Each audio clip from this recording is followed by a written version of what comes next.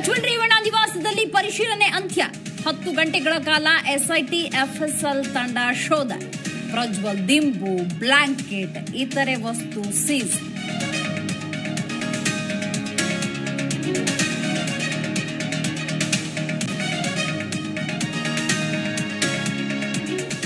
ಭವಾನಿ ರೇವಣ್ಣ ಜಾಮೀನು ಅರ್ಜಿ ವಿಚಾರಣೆಗೆ ಕೌಂಟ್ ಡೌನ್. ಜನಪ್ರತಿನಿಧಿಗಳ ನ್ಯಾಯಾಲಯದಲ್ಲಿ ಅರ್ಜಿ ವಿಚಾರಣೆ. ಅತ್ತ ಹಾಸನದಲ್ಲಿ ನವೀನ್ ಗೌಡ, ಚೇತನ್ ಗೌಡಗೆ ಡ್ರಿಲ್.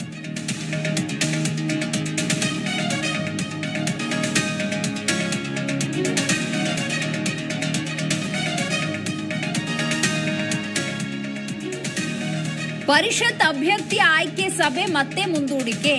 ಮಲ್ಲಿಕಾರ್ಜುನ ಖರ್ಗೆ ಜೊತೆ ನಡೀಬೇಕಿದ್ದ ಸಭೆ. ಒಡಿಶಾ ಲೋಕಸಭಾ ಚುನಾವಣಾ ಪ್ರಚಾರದಲ್ಲಿ ಖರ್ಗೆ ಭಾಗಿ ಹಿನ್ನೆಲೆ ಮುಂದೂಡಿಕೆ.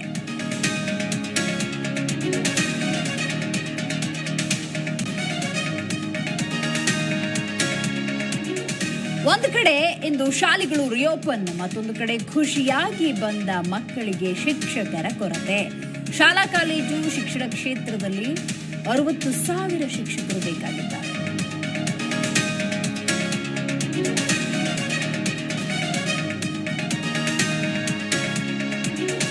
ಮೇ 30ರಂದು ಲೋಕಸಭಾ ಚುನಾವಣಾ ಪ್ರಚಾರ ಅಂತ್ಯ. ಕನ್ಯಾಕುಮಾರಿಯಲ್ಲಿ 2 ದಿನ ಮೋದಿ ಧ್ಯಾನ.